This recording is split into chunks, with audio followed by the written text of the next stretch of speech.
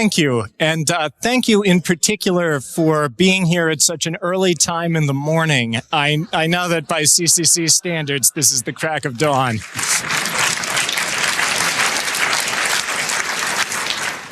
So I'm Alex Halderman. I'm a professor of computer science at the University of Michigan in the U.S. And the work I'm going to be telling you about today is primarily collaborative work with others.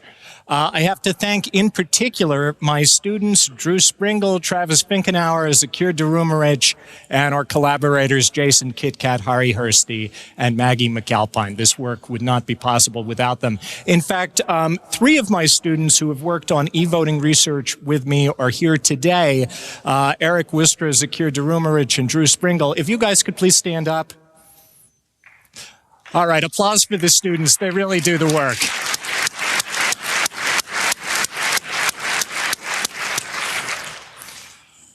All right, so e-voting is something that's been an interest of mine for about the last 10 years. And it's an interest of mine in particular because it sounds like it would be something so wonderful to be able to use computers to count votes securely, to be able to vote over the internet with all of the convenience that the technology brings. Perhaps we could reduce costs, perhaps we could increase participation. At the same time, e-voting raises some of the most difficult challenges in the field of computer security. And so I see it as a motivating example and motivating problem for advances of all kinds in cryptography, in systems construction, and usability. E-voting is a really hard security problem because of its unusual requirements. We need 2 things in a secure e-voting system above all else. One of them is integrity. And by integrity, I mean that the outcome of the election matches the voter's intent. This is a relatively weak definition of integrity. Let's just at least say that the right guy wins. This means, of course, that votes have to be cast as voters intended, and that the election result has to be counted as the votes are cast. But the second requirement, and the reason that this is more complicated than other problems that we more routinely solve, things like banking online and making purchases in electronic commerce, is we also have this requirement for ballot secrecy. Right? The secret ballot, which is one of the most important technological advances in the history of election technology, the secret ballot, the thing that protects you from being coerced into voting a certain way and protects us from you selling your ballot. The secret ballot says that no one can figure out how you voted, even if you try to prove to them how you voted. This is what we want to prevent people from being coerced and prevent them from selling ballots. And the reason that e-voting is a difficult problem is largely that these 2 properties, integrity and ballot secrecy, are in tension. Many defenses that we might normally try to use to increase integrity, things like we do in electronic commerce to send people a receipt or a bank statement, or to do accounting where we have just a big table where all the money in and out is totaled and we make sure they're in agreement. These things are very, very difficult or impossible to implement if we want to maintain a secret ballot in a strong form at the same time as we're trying to preserve integrity. So we need very different mechanisms to achieve an e-voting system that provides these critical properties.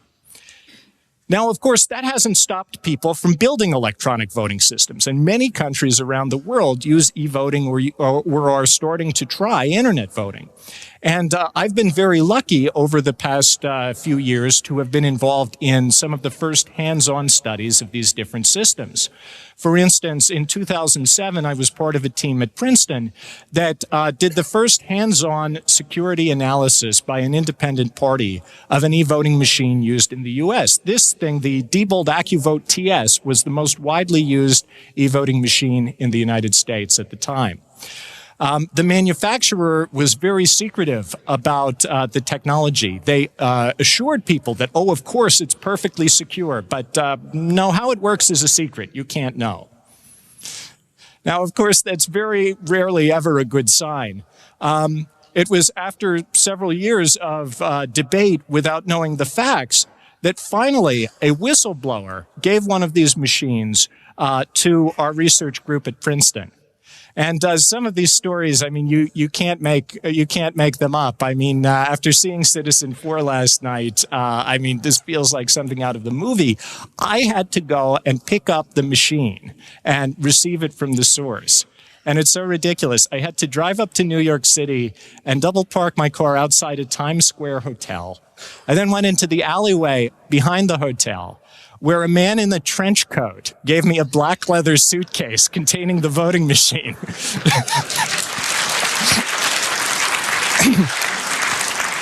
Anyway, we spent a summer working in secret to reverse engineer it, and I don't know what the big secret is. It's basically a PC inside a fancy case with a touchscreen, a removable memory card to load the ballot design and unload the votes. Anyway, we figured out some interesting things about its security. So it turned out that it was just a normal operating system kernel and an application that read and totaled the votes. And by doing some funny things with the memory card, you could cause the machine to replace its software without any cryptographic checks with whatever software you wanted. So we came up with an application called the Stuffer that you could load into the machine. It would present a nice UI on the touchscreen, let you pick who you wanted to vote and by how much. It would then proceed to change every record of the vote because this machine just maintained the votes in electronic memory. In that way, you could, say, have an election between George Washington and Benedict Arnold, the famous traitor of the American Revolution.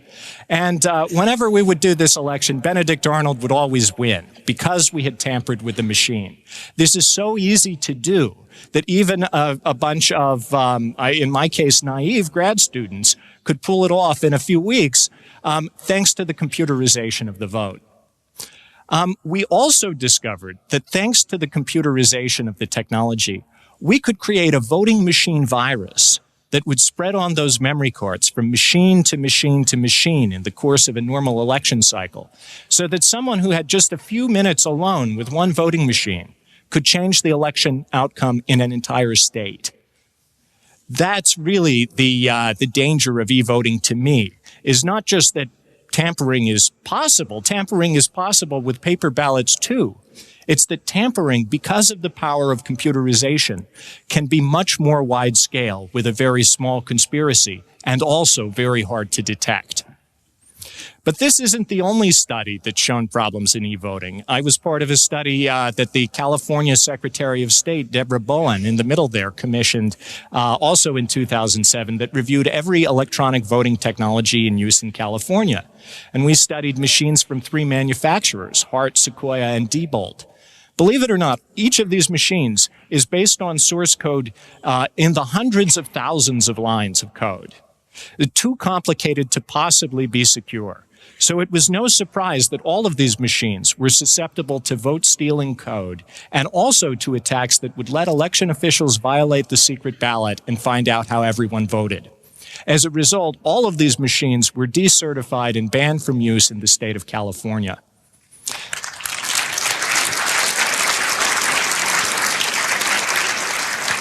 But it's not just a U.S. problem. In Europe, too, people have been experimenting with e-voting. And one of the seminal studies in Europe was conducted by my friend Rob Honkrijp, who's sitting here in the front row. Round of applause for Rob.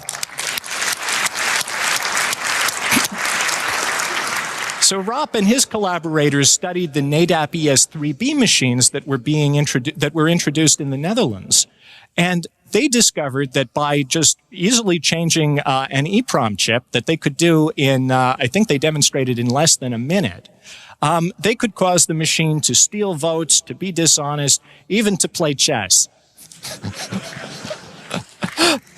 Inspired by Rob, I and colleague Ari Feldman took a machine that's still in use in many parts of the U.S. and a few years later converted it into a pretty good Pac-Man machine.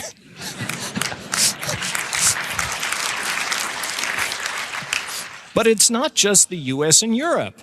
India, too, uses electronic voting. It's both the world's largest democracy and the world's largest user of e-voting. They have these homegrown, very beautiful, very simple embedded system voting machines. It's too long a story to tell the whole thing today, but about 4 years ago now, an anonymous source, a whistleblower, gave one of these secret government-made machines to this man in the center, Hari Prasad, to study. And he called me and Rob, and we went to India and investigated it. As I say, it's too long a story, but the long story short, this ended up with Harry being jailed for a while, Rob and I almost being deported from the country, and just recently the Indian Supreme Court ruling that they have to introduce a paper trail so that Indian voters can have a reasonable assurance that their votes have been securely counted.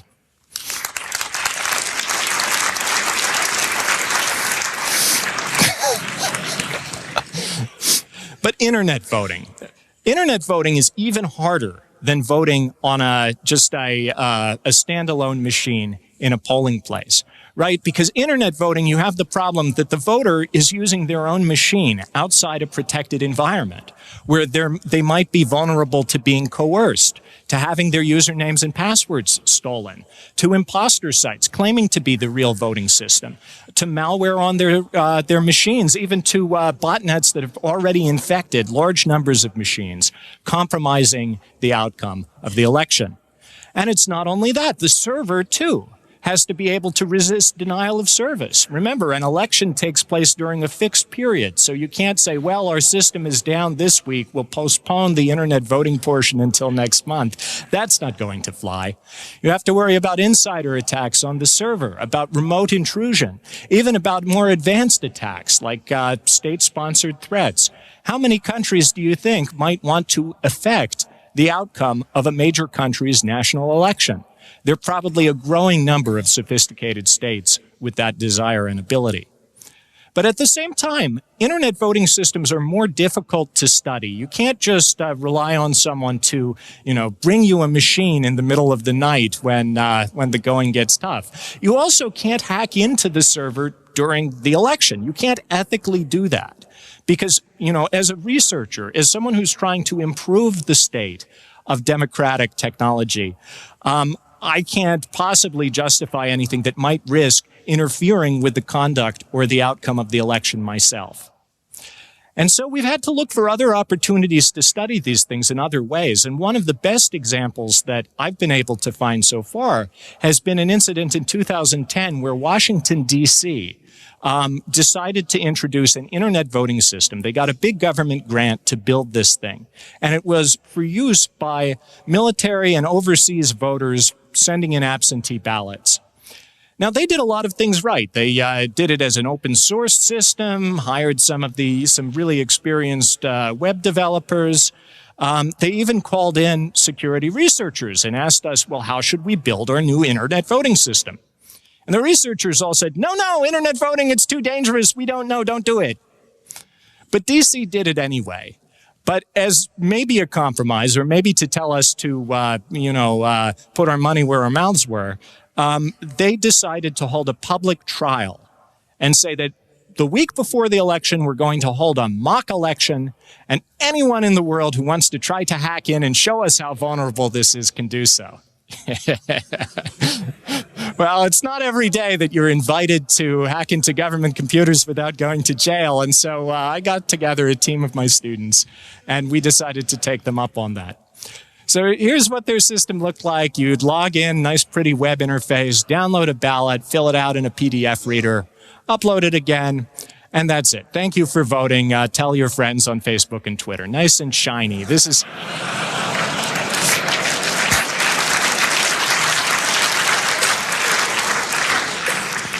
Anyway, so the week before the election, these guys, Eric Worcester and Scott Walchuk and I, got together in my office one night, stayed up pretty late, reading the source code that they had published in a nice GitHub repo for us. And we read the DC source code, and it was maybe a few hours into it, 3, 4 o'clock in the morning, we were looking at this procedure here, and this is Ruby on Rails, which none of us had ever seen before, but we were able to sort of figure out what was going on. This highlighted line here, the voting system is using GPG to encrypt the uploaded ballot so that it would be secure, secret, until it was time to count the votes, when they would be moved to another machine and decrypted with a private key stored there. The problem turns out to be right here. They're using double quotes instead of single quotes. That was enough to let us hack in and steal all the votes. So the problem is that this allows a script injection attack, because this particular library they were using, the version they were using, just assembled a string and used the system call to pass it to bash. And it was good in that it sanitized the base name of the file, but it didn't sanitize the extension. So if you used an extension that had some bash commands in it, why, they would be executed at the shell under the user permissions of the web server process that was accepting ballots and running the election. This was the example, the first example we tried, and it worked. Anyway,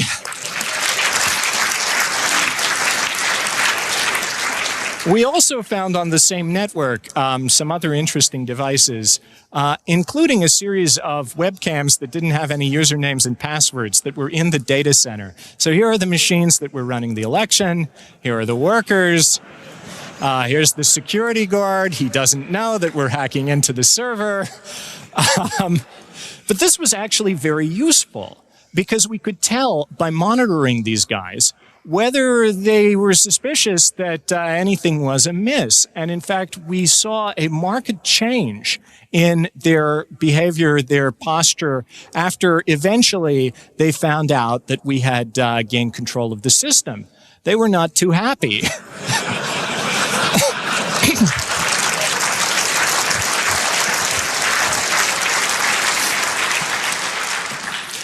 Anyway, I'm getting just a little bit ahead of myself. Finally, it was time in DC to attack the system. So we waited until 5 o'clock, when I knew from the surveillance videos that the sysadmins typically went home for the night. At that point, we started using this shell injection vulnerability to execute remote commands. In fact, we built a kind of simulated shell that would do the right thing to compile something into a ballot, upload the ballot, execute the command, leak it back out via putting something in a public path on the web server, and basically make it look like we had a command line. Anyway, from there, we proceeded to attack the system, playing the role of a real attacker. So you're a real attacker. You've hacked into the voting system. What is the first thing you do? Is it steal all the votes? Well, no. In fact, the first thing you do is steal everything else you can get your hands on that might let you get back into the system. You establish persistence. The second thing we did was steal all the votes. And we replaced them with our own ballot, where each candidate was a write-in candidate, an evil robot or AI from sci-fi or the movies. Who would the computers vote for if they were in charge? At that point, we rigged the system to replace any new votes with votes of our choosing. We added a back door that would reveal the secret ballots of anyone else who voted. And we cleared the logs to try to hide all the traces. Now, we just had one more dilemma, which is that we had gained complete control of the system, but the real election was then about a week away.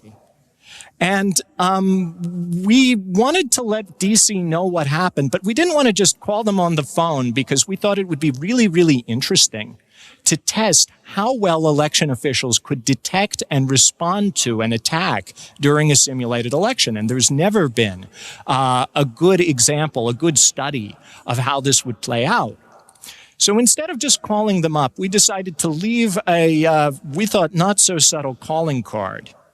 So what we did was we changed the source code to that thank you page at the end, the thing that says, tell your friends you voted on Facebook and Twitter. And we added a few lines right here. This would, after a few second delay, cause the voter's computer to start playing the University of Michigan's football fight song, Hail to the Victors.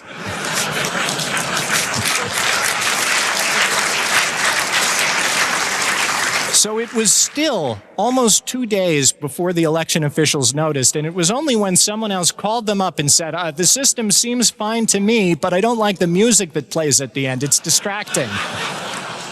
So at that point, I think they looked around, realized they were all fans of a rival football team, and had a terrible sinking feeling.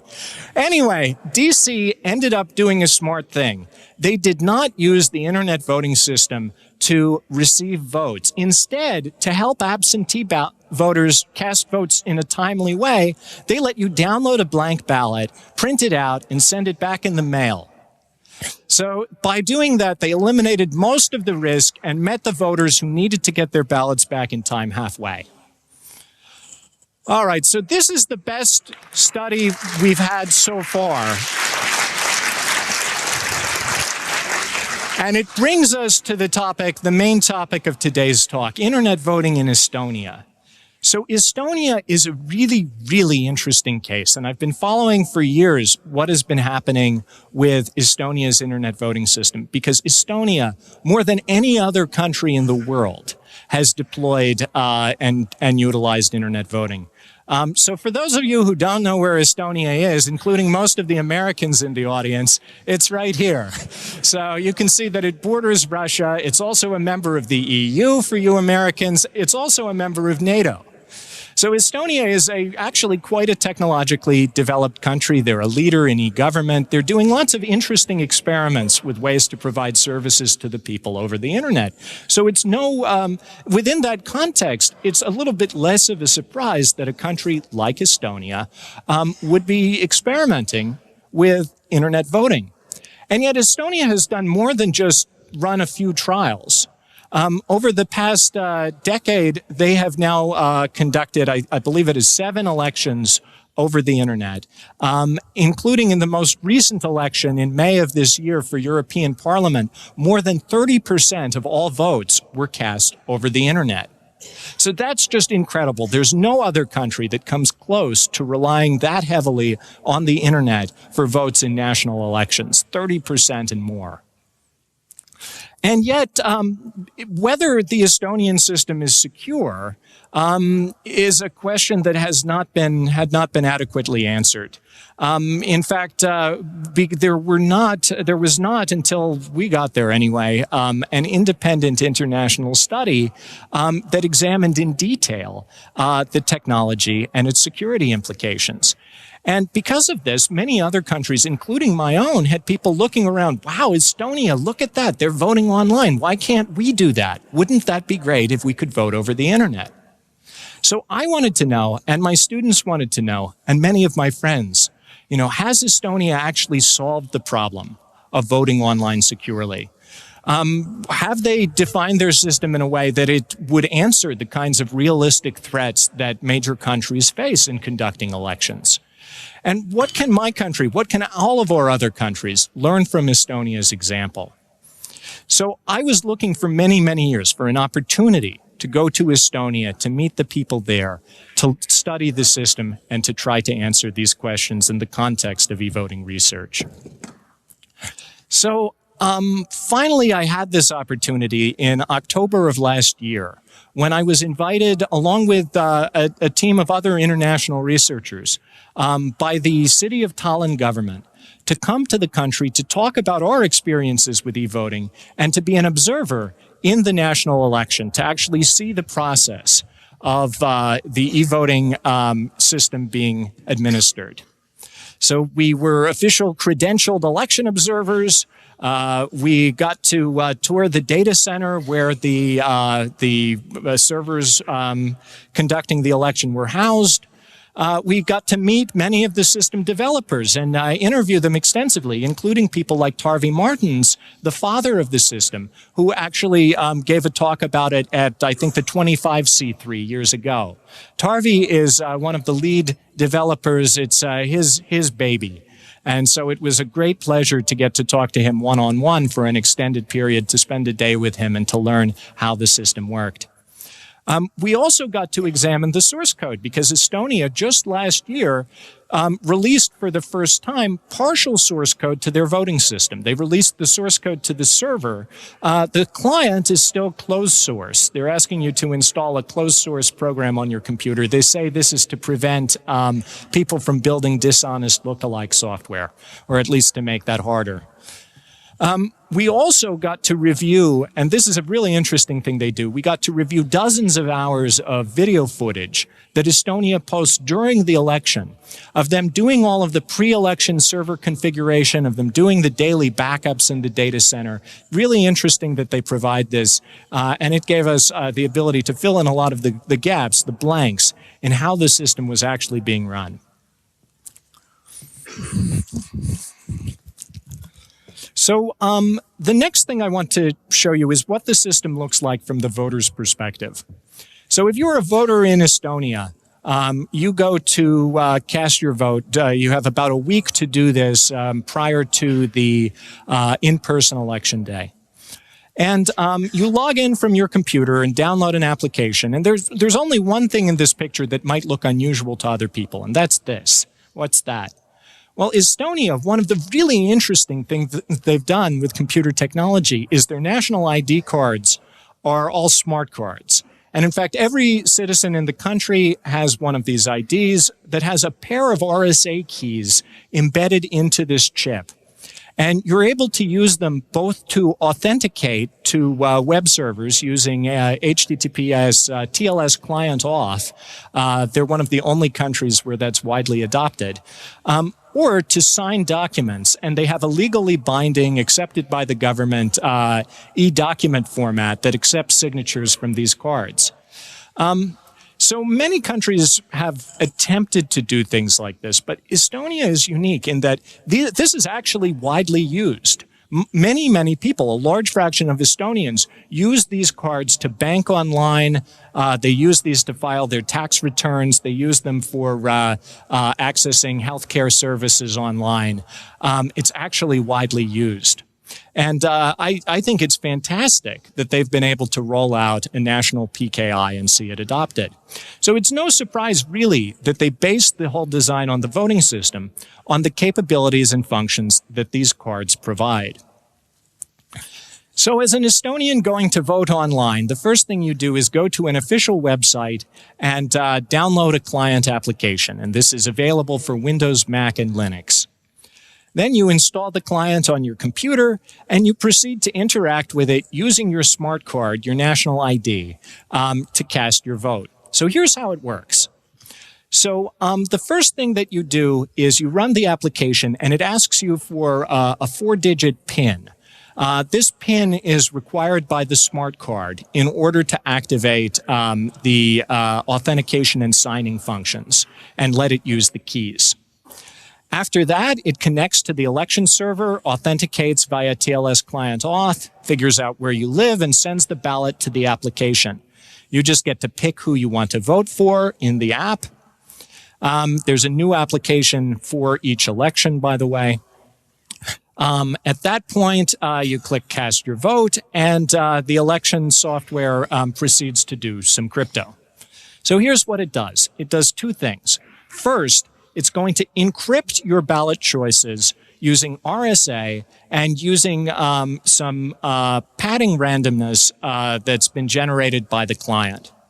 Then it's going to take that encrypted ballot and digitally sign it using your national ID card.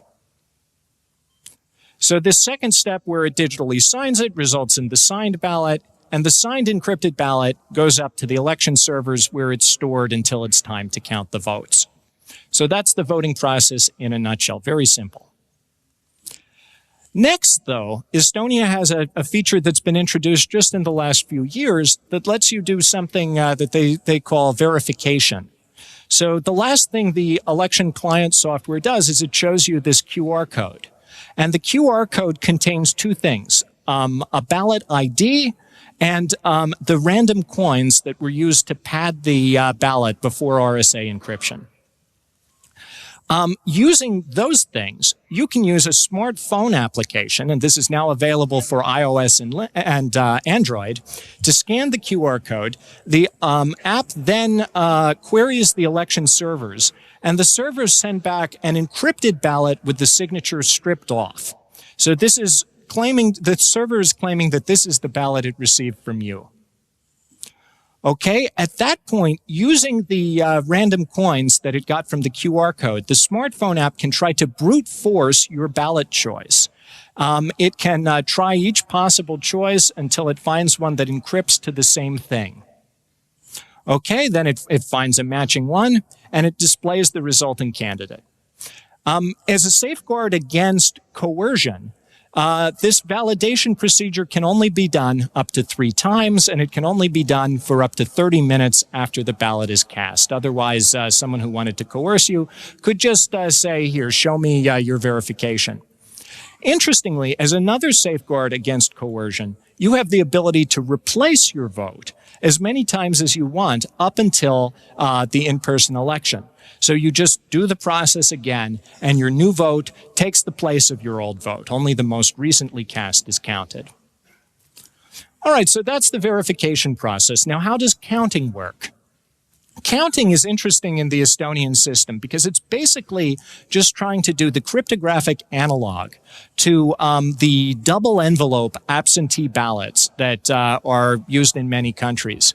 Basically, with a double envelope absentee ballot, you have an inner security envelope that contains your ballot. Then you have an outer envelope that contains your name and signature. When it comes time to count, they strip off your name and signature after checking that you have only voted once and you're entitled to vote. Then they separate the inner security envelopes, shuffle them up so they can't be matched to the names, open them, and count the votes. Well, in the Estonian system, they're doing something very similar. So the election servers store up the votes until it's time to count. And then they take those signed encrypted ballots, strip off the signatures, and burn them onto a DVD. So they take this DVD and use it to move the encrypted ballots to a physically separated air-gapped machine called the counting server. And only the counting server has access to the private key that is used to decrypt the ballots. So they're encrypted all the way from your client to the counting server. And the counting server can decrypt them and see the votes, but it never sees the signatures that identify them. So in that way, they attempt to maintain the secrecy of the ballot. The output of the counting server is simply the election results. They're added in with in-person votes, and the winner is declared. So that's the Estonian process, and it was really interesting to figure out quite how it worked. There are no published descriptions in English that cover the entire thing prior to our study. We had to actually ask people and review the source code and all of that in order to get a good idea of what was really happening. The next question, though, after you understand how the system works, is what threats does it face? And really, we've reviewed already some of the problems with internet voting, you know, insider attacks by dishonest election officials, people coercing the voters, malware on the client. But who else would want to attack such a system? Well, Estonia brings some particular examples to mind.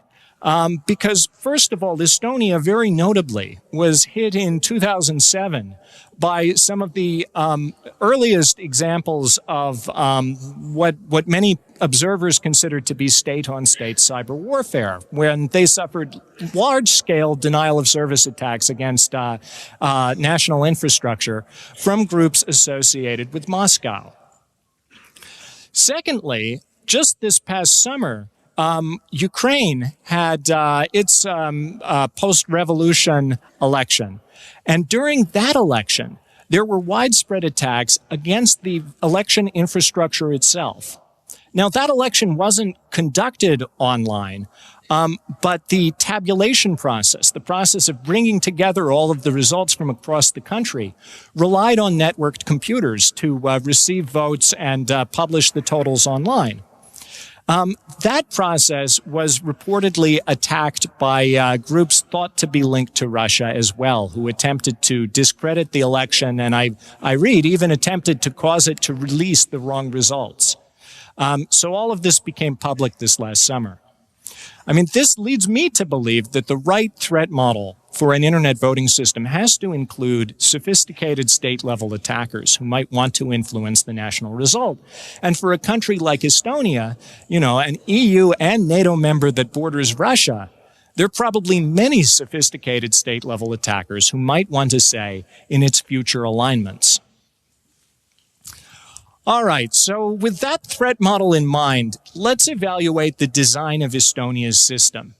And there are two components of the Estonian design that just by reviewing the design you can tell are implicitly trusted components.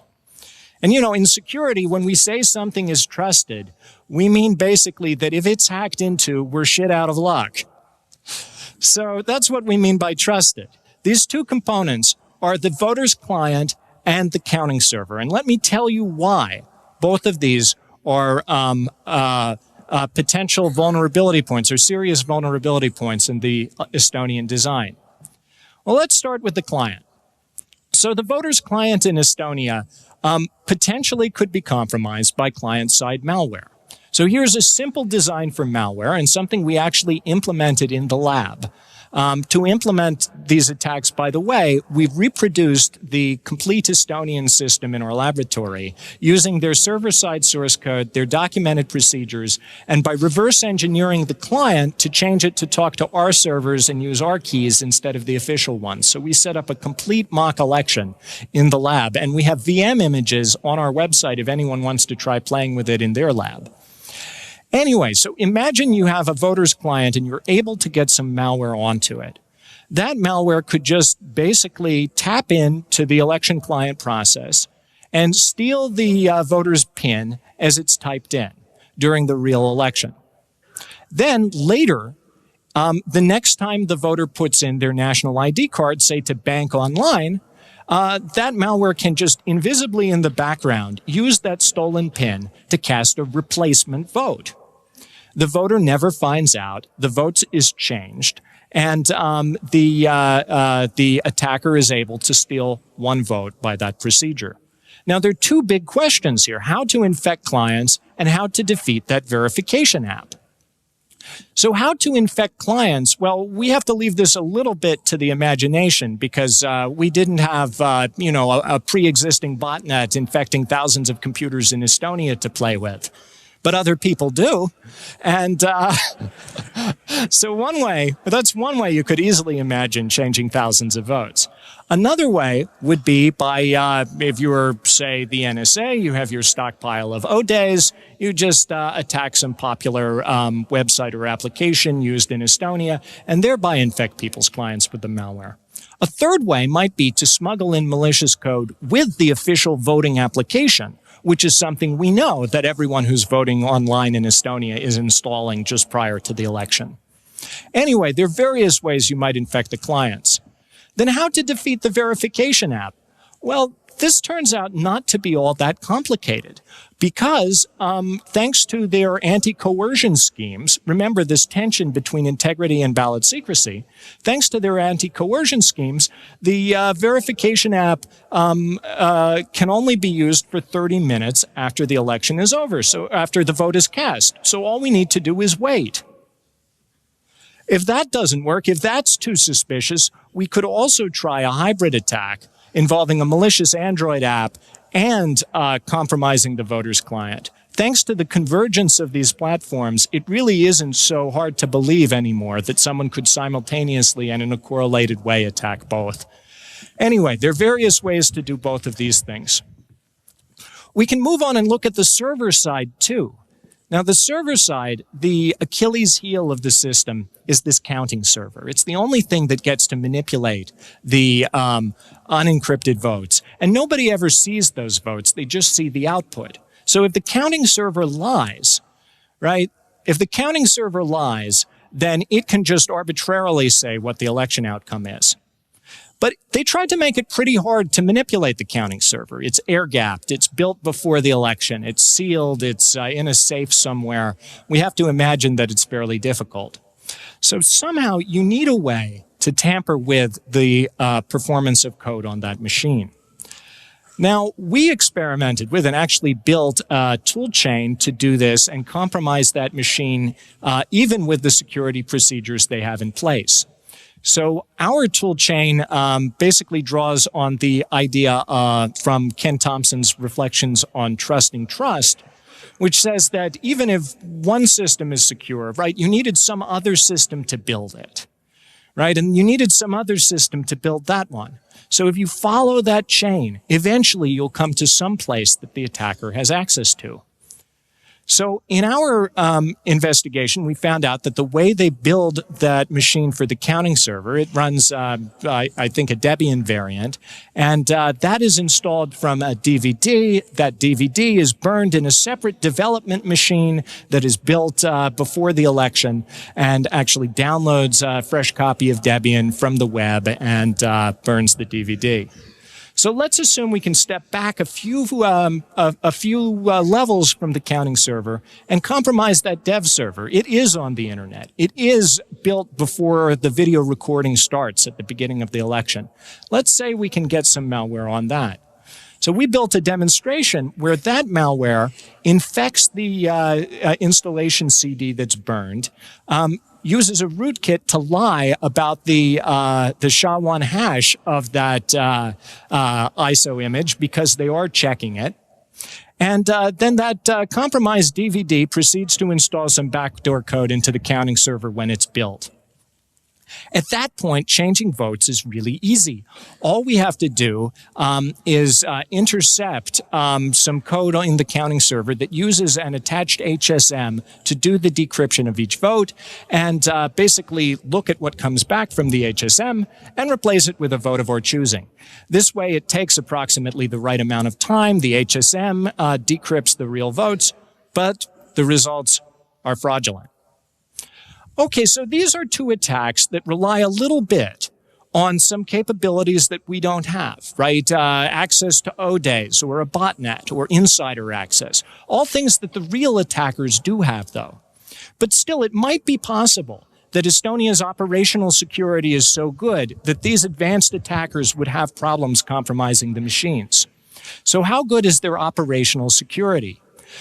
This was a big question in our work and something that we spent a lot of time reviewing the videos, doing the interviews to find out. All right, so the president of Estonia, this guy, says that their security is better than Google's. This is the standard that they've set for themselves. That's good. That's something to aspire to. Let's see how good their security actually is based on the official videos that they published during the election. All right, so here's Tarvi Martins. Here above his head is the Wi-Fi SSID and password for the network they're using.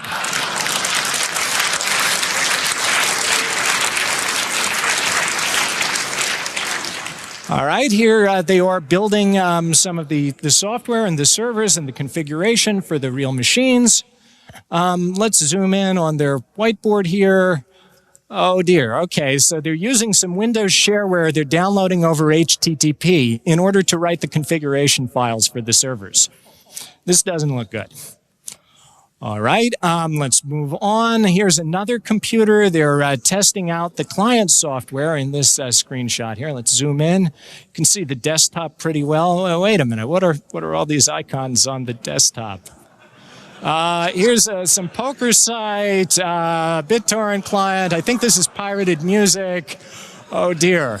All right, so this is not a clean, secure machine.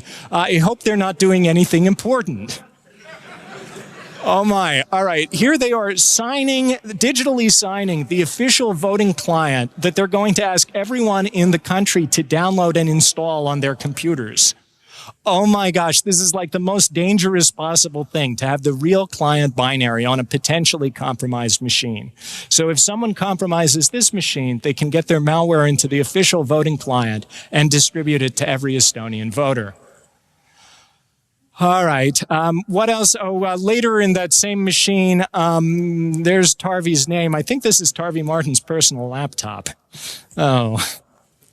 All right. Here they are setting up one of the servers. They're logging in as root. You can see the keystrokes. Here's someone entering their PIN for their national ID card. Here in the data center, this is really useful. This big key here, the big key there is the one that opens the data center door.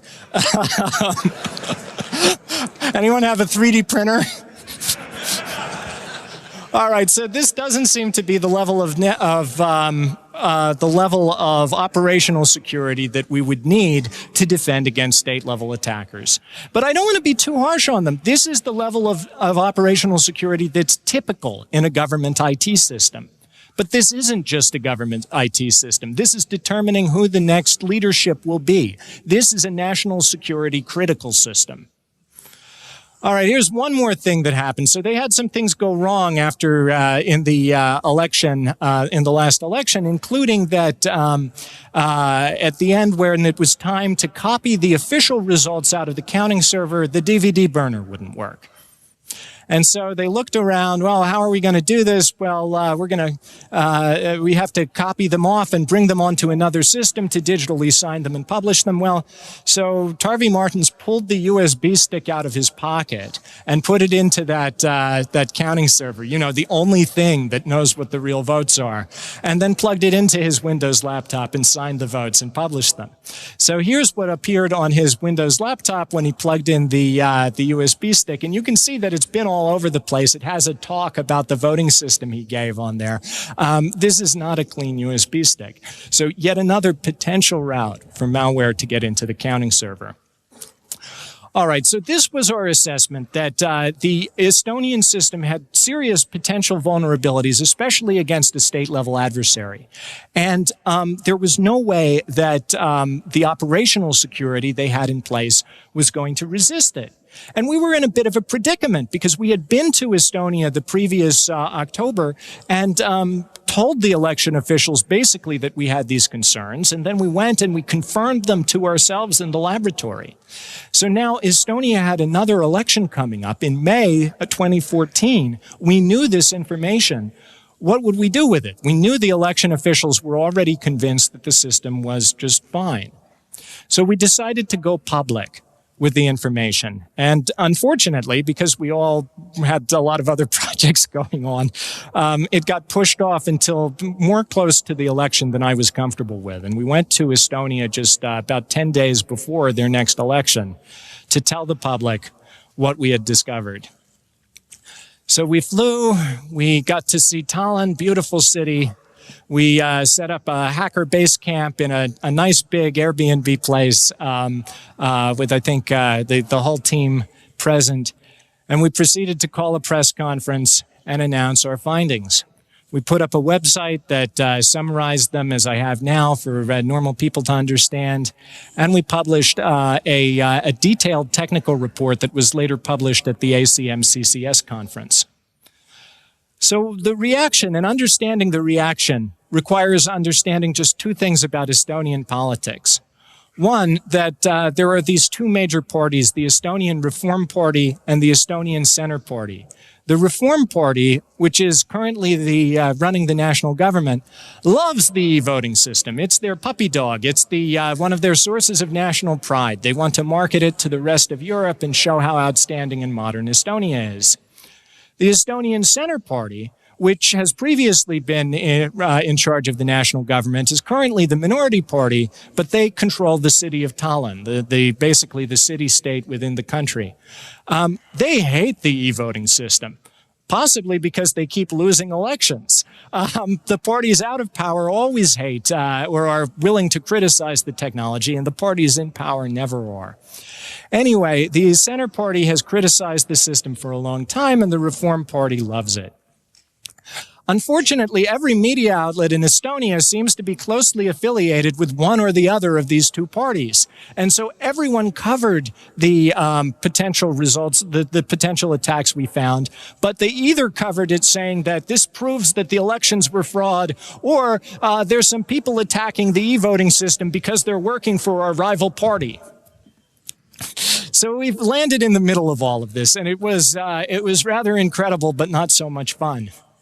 So it was major news for a week, and at the beginning of every nightly news program, I flew home on the plane with people in the rows next to me reading newspapers with stories about this. It was the weirdest experience ever. We also got to meet the election officials in a very formal meeting with them and their lawyer, and Tarvi Martins thanked us very much and told us that they had already accounted for all of this and there was no problem. All right, we also got to have some drinks with the security people working for the election who were very convinced that everything was all right because they told us the right people kept winning. Well, I asked them, well, what would happen if by some horrible error the wrong people won, fired all of you, and just kept running the system exactly as it is? And they sort of had frowny faces and said, oh, that would be pretty bad. But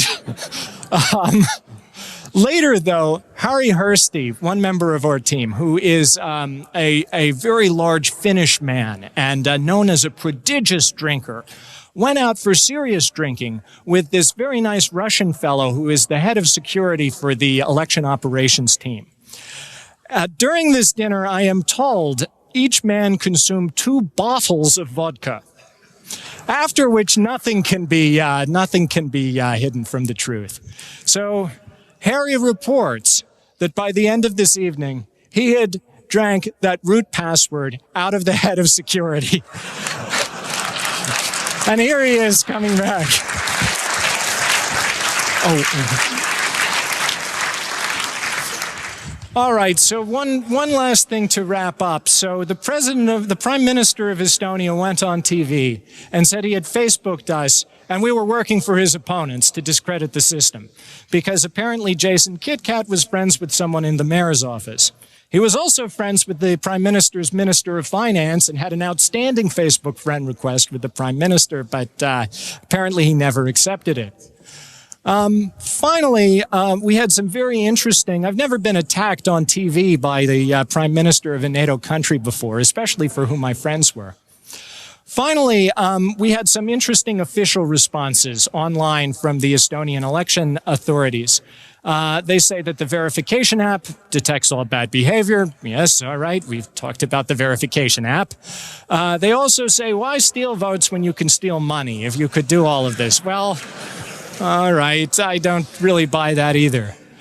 But the most surprising thing was Estonia's CERT came out with a blog post. You can find this online in English also. The title of the post is, "E-voting is too secure." Oh dear. Nice people who care about computer hygiene have no viruses, they say. In practice, computer risks have been eliminated in the e-voting system. My team is there because, not because of technical savvy, but their politically suitable but technically incompetent message. Oh dear. Well, I don't think we're going to have much luck convincing Estonia to change their voting system. However, we can take away some lessons for other countries. The i-voting system is in fact not secure against the kind of national threats, state-level actors that could potentially be targeting modern countries conducting national-level e-voting. It's a national security issue, not an IT problem. And so if you're even thinking of implementing such a system, you need to be pursuing a totally different threat model and level of defense. Politics, unfortunately, as we saw, can obscure major technical problems. And in your country, if your country is considering adopting such a system, please be wary of that. Our recommendation is Estonia should discontinue their internet voting system until their fundamental security advances. But I hope, I don't have any, I don't have much hope for them. But just to conclude, here's what I see as the fundamental problem with internet voting. That we want voting systems where you or I or our friends or Tarvey Martins or Vladimir Putin or the NSA can't just hack in and change the election outcome. It's as simple as that. We want democracy.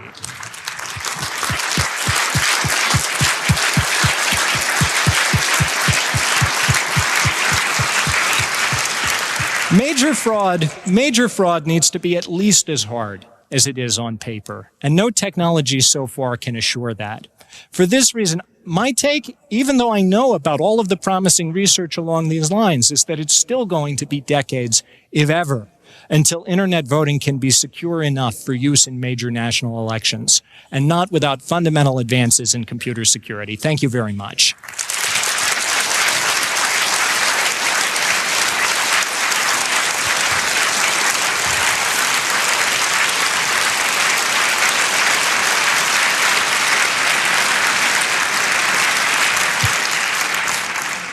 Thank you very much, Professor, for this very scary and very entertaining talk.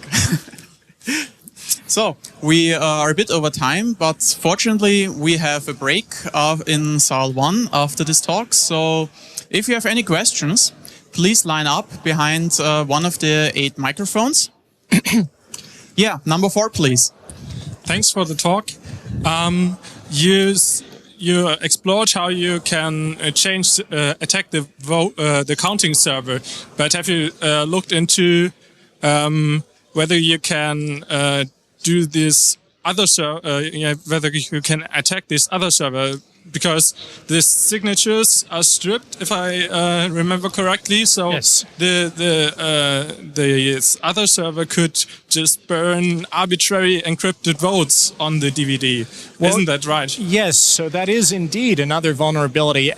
We concentrated just on the counting server because that was maybe the what we considered to be the most interesting version of this attack. But there are other places you could potentially be attempting that too. I think that would have a little bit more forensic evidence. We do also know, though, that in terms of the front-end servers, we know that these servers used in 2013 were vulnerable to Heartbleed, of course only discovered months later. I suspect they were vulnerable to shell shock as well. It's really a problem if you're implementing a system like this, no matter how careful you are. Question from number 3, please. Yes. So my question is, was there like any testing of the counting server? I could imagine that, for example, you could just produce a big heap of sample DVDs where you know what the vote is and then run these on the system. Maybe even on election day that you say, here are 10 sample DVDs, here's the real vote, and we do a random order and run them several times and then see if all of the sample DVDs are fine in any order, then the vote will also be fine, something like that. Yes, so they don't have any procedures like that in place. I think they're thinking of adding such things, but there's subtleties involved there. If you're building such a thing, you have to make sure that there's no way that the malware can detect whether it's an audit or whether it's the real vote that it's counting. And because of, say, side channels or secret knocks, you could plant some signal in the sample files that would cause them to be counted correctly. So you have to be very, very careful in the design of such a system. My worry is not so much that none of these problems can be corrected, as that correcting all of them perfectly is going to result in a system that's too complicated to conduct and to administer. It's just going to result in a Rube Goldberg system. I think that's why the system is as it is, because they had to make compromises in order to build a system that was cheap enough and easy enough to run. And so, yeah, we can think of some improvements to each component, but closing all of the holes sounds extremely difficult, at least to me. Question from number 4, please.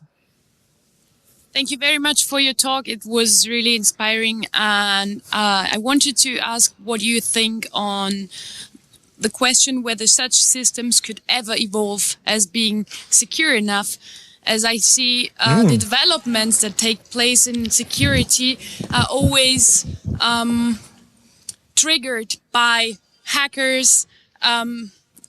Not only, but Yes. like the security holes are being filled as they're detected. So it's like a race between the two that makes systems Yes. evolve. So I there- wonder if it can ever. It's a be great secure. question, and there's a really promising area of research on this, something called end-to-end voter verifiable voting that's based on some advanced cryptography.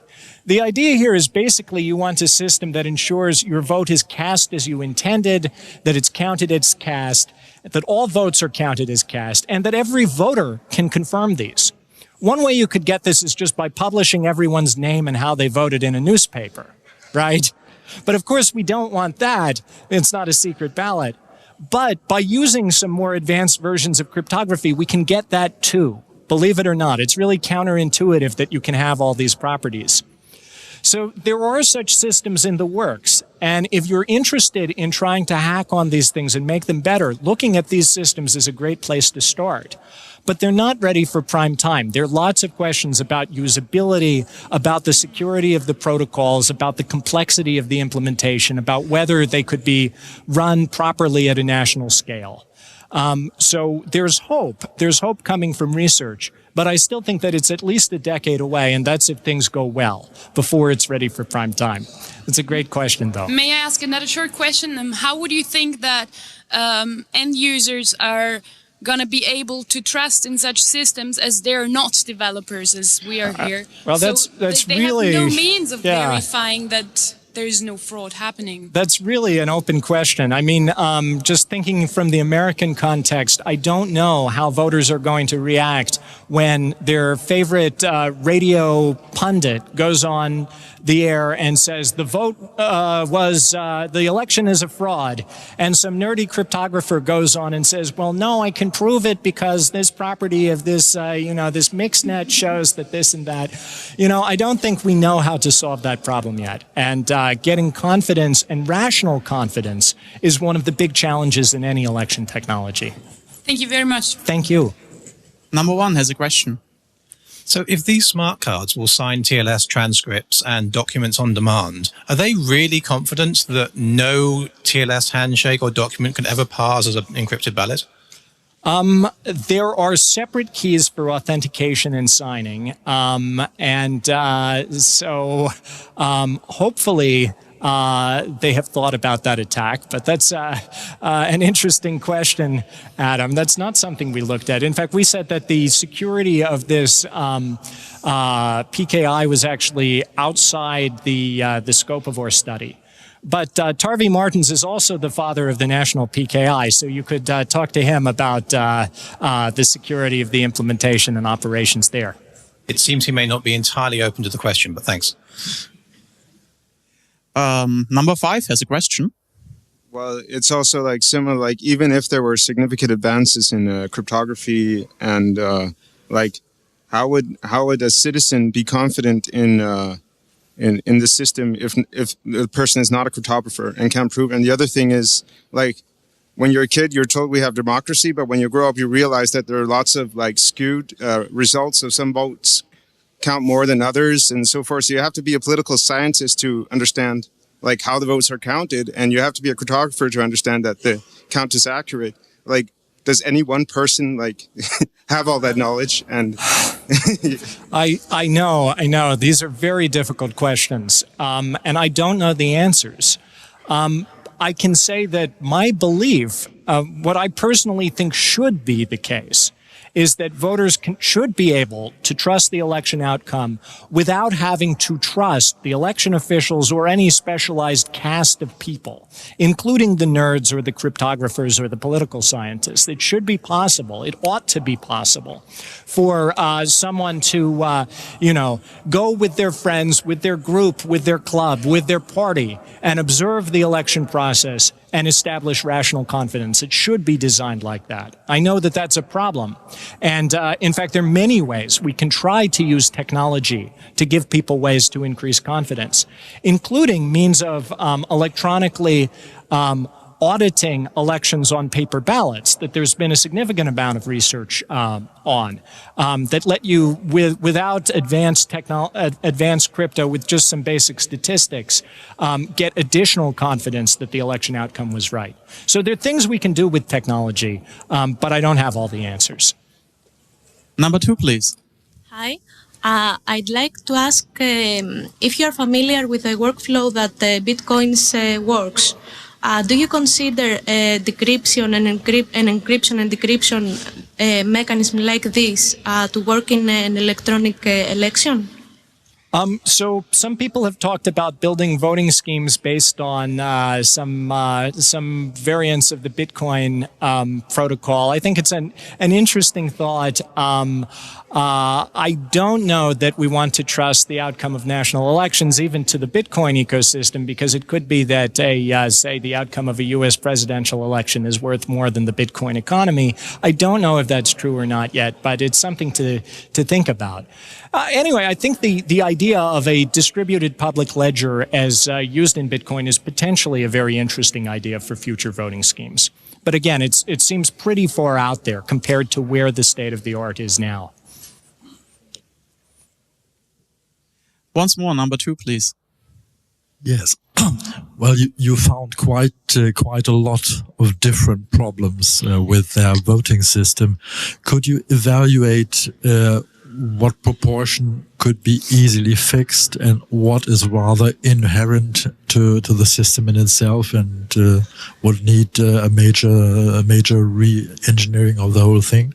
Well, the inherent thing about all of these systems is that they rely on the correct and secure operation of some code that's just running in a machine where people can't see the votes. You can't verify the votes with your eyes, with your hands, because they have to be processed in secret by a computer. And that kind of black box property is something that leads directly to the proposition that if that computer is somehow compromised, say through a supply chain attack or malware coming in through one of these reflections on trusting trust style attacks, then it can lead to compromising the election results. And that's a hard thing to fix. That's the thing that the end-to-end voter verifiability crypto eventually will try to fix. The little things, the bugs, the shell injection, yeah, of course, those are easy problems to fix. But in reality, when you're operating an election and there's some big vuln in one of the packages your stuff relies on that was patched last night and you don't have time to retest and re-audit all the code, you're faced with a choice of either shipping something that's been untested or shipping something that has known vulns. So I don't know how in our patch release cycle based security world we can deal with problems like that. I think that's something where, we really need fundamental advances in the way we conduct ourselves with computer security before we can have a good solution to it. So overall, you're saying that that there is no hope that there could be such a system, and just pencil and paper still beats it as far as the required properties of the elections are concerned. Pencil and paper has the very nice property that you as a voter can tell how your vote has been recorded and that other people can observe the counting process. Now, we have hundreds of years of experience with fraud with paper ballots. So I'm not saying that there's nothing that technology can do to improve on that. We can do stuff. But that I think that the most promising ways to improve on paper ballots don't start by throwing away the paper. They start with the paper and then add some other technology that's able to track, to record, to help to audit that paper record to make sure that that we can be confident in the result. Thank you. So maybe two or three more questions. Number 6, please. Yeah. Do you think it's possible to design a system that guarantees both the integrity of the votes and the votes to be anonymous? Because I think those two completely don't go together. They're certainly in tension. These E2E verifiable crypto systems attempt to do that. But as I say, they have other problems with usability, with implementation that haven't all been solved. That's certainly the goal, but that's what makes it a hard problem. And I think that's what we'd all like to be able to build. It's we don't know how to do that in large scale in practice yet. We're working on it. But that's not a guarantee that we'll ever be able to comfortably resolve those problems. I just want to quickly plug, a shameless plug, for my students' talks and my colleagues' talks about other work we've been doing, by the way, that you might also enjoy hearing how we are using our ZMAP scanning tool we built to study heart bleed, how we bought a TSA naked scanner on eBay and found all these attacks against it, and how we're building, along with EFF and Mozilla, a free certificate authority that's going to be our attempt to see the entire web get encrypted. So shameless plug. Thank you for staying.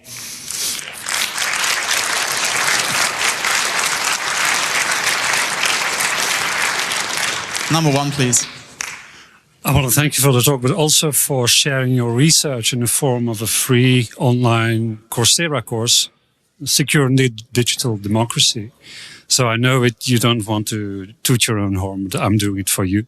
Now, to make it a question, after all, will there be a next edition? Oh, well, thank you very much. Yes, I do. If you're interested in learning more, I have a free online 5-week course on digital voting technology available on Coursera. It is free. It will run again soon. In fact, I'm in the process of releasing it essentially as an online textbook form where you can just go and watch the video lectures at your own pace. So if you'd like to see the 10-lecture version of this talk, you can find that at Coursera or find a link to it from my homepage. Thank you very, very much for bringing that up. Thank you all. Before we come to the last question from number 4, I'd like to remind you, if you leave, please take your trash with you, and you can still come up and ask the speaker after the talk. So please, number 4. My understanding of democratic elections is that they have to be free and private. So even if all the problems you mentioned would be fixed, wouldn't there still be the problem be left that voting at home is not ensuring that principle? So imagine some family member forcing all the other family members to vote after what he wishes, because they cannot vote in their own cabin. I agree with you completely that it's a very, very hard problem assuring the voter a safe and coercion-free environment when they're voting from remotely over the internet. So, yeah, you can easily imagine a spouse or an employer coercing someone into voting a certain way. And Estonia's approach to that is interesting, this idea that they'll let the person cast a replacement vote. That makes coercion harder, but it doesn't rule it out, right? The coercer could take the person's national ID card until the election is over to prevent them from casting a replacement vote. They could wait until the last minute and then force them just before the election closes to cast a replacement vote. I do believe that this is one of the hard problems, and it's one of the compromises that are made in our democratic principles when we decide that internet voting is the way we want to go. Maybe there are technological approaches that can try to improve upon that. But I'm not very confident that there are. I think that's an open problem where the answer is likely to be that coercion is simply part of what you get in exchange for the potential convenience of voting online. Thank you. Thank you very much. Thank you, everyone. One round of applause, please. One more. Thank you. Thank you.